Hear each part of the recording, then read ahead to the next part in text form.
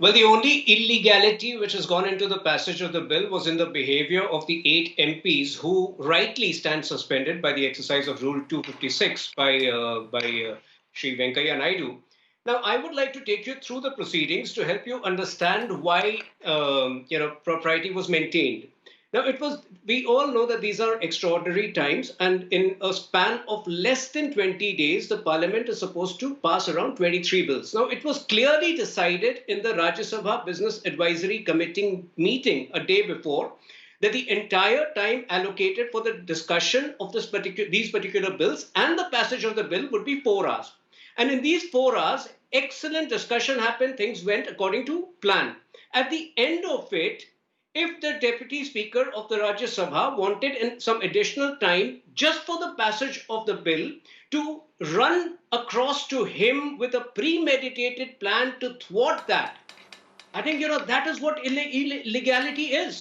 At a time when COVID protocols are in place, these 8 or 10 members had rushed into the well of the House, demanding that, first they wanted to stall the passage, then they wanted division voting.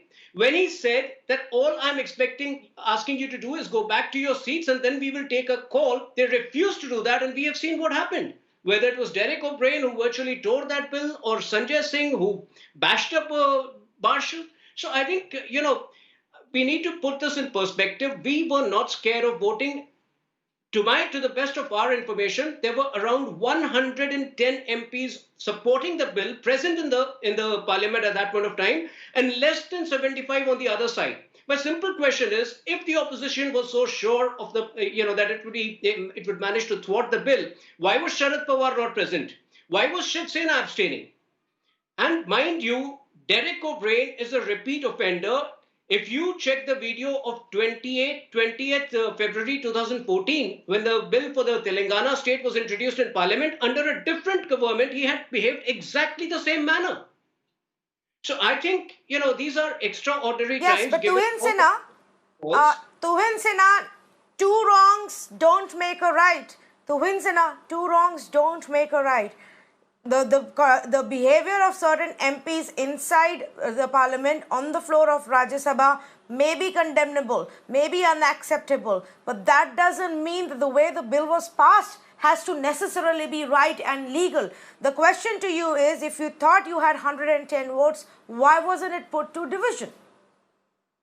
There was a certain, there was a time attached to it. And like you have seen, even after Sunday, there are at least 4 other bills which have been passed in both houses of parliament in the last 2 days. Now, there is a fundamental change in the work culture which we have brought about. Yeah, a lot of bills were passed today with half empty benches.